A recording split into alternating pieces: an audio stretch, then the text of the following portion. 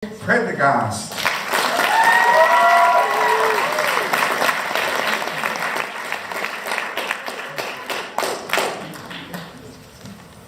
Imagine going for a walk in the bush and there's no wildflowers. Imagine going to your favourite millennials cafe and you can't buy a smashed avocado. Imagine trying to do a PhD without coffee. This is a future without bees. And I'm not talking about the European honeybee, an introduced species. And as we know from cats and cane toads, introduced species typically have negative effects on our wildlife. No, I'm talking about our native bees. There are in fact 2,000 species of native bees in Australia. These are the bees that I love. They give me a real buzz, and the ones that we really need to protect.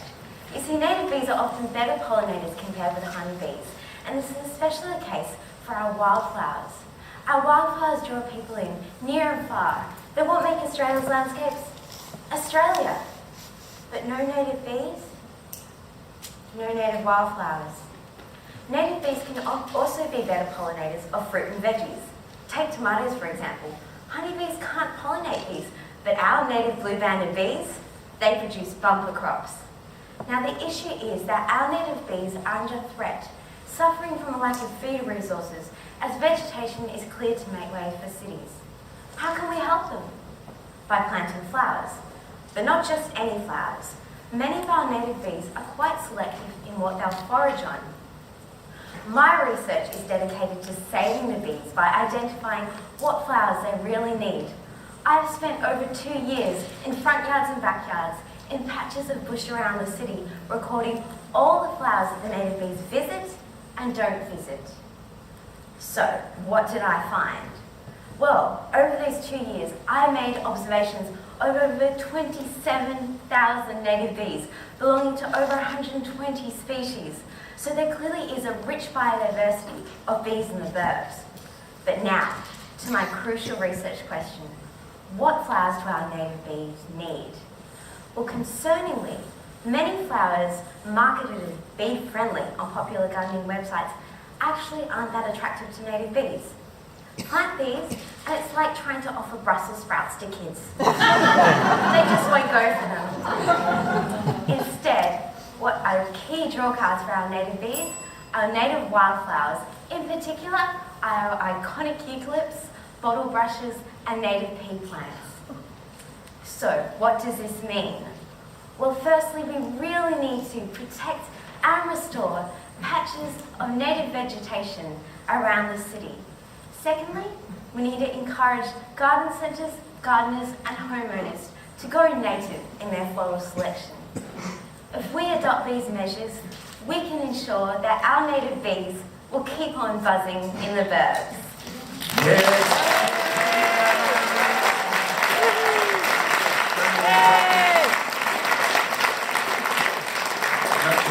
Very well done. Now let's go to our judges. Who would like to take up the microphone first? Professor Lynn Beasley. How important this is, because the future of the planet depends on pollination. Well said. So, one of the other aspects of bees is they're having to compete with other species, introduced species, for nest sites as well. So as well as providing the right flowers for them, what else do we need to do so our native bees are going to be there with us long term? Love the flowers, but what about the rest of their lives? So native bees, the majority of native bees actually don't nest in colonies in hollows in wood. So that's the case for the European honeybee. And the native bees are actually very different in their ecologies to honeybees, which is why it's so important to study native bees, because we can't translate all the research that's been done on honeybees to native bees. So native bees, the majority of them actually nest in the ground, so we need to not put pavements over everything and mulch over everything. The rest of the native bees, they actually nest in small little cavities in wood created by wood boring beetles. So we need to retain our native trees, and we can also create bee hotels, which is as simple as getting a block of wood and drilling 3 to 7 millimeter holes in it, or getting some bamboo with the similar diameters and putting it in a bundle and putting it up in trees. Wow. Yeah, fantastic.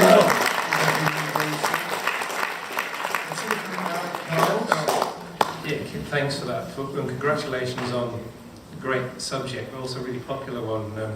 One of our colleagues at the museum published the guide to native bees last year, and I tweeted about it, thinking I get about 2 retweets, and it's the most retweeted thing I've ever heard. So bees are definitely big.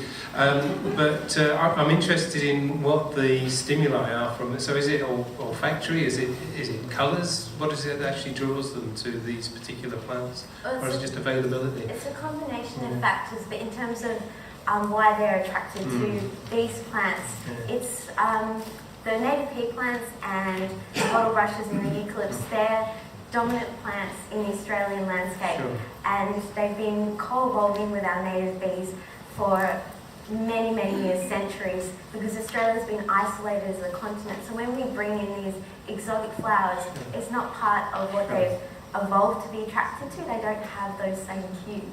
And are they very sort of species specific to? It varies depending on species. Some species of bee will only forage on plants in one genus, or even only some species in that plant genus. So, but then we've got bees that, like the blue-banded bee, they're actually quite general, so they will be able to pollinate tomatoes and other crop plants. Okay, thank you very much. Thanks. Thank you.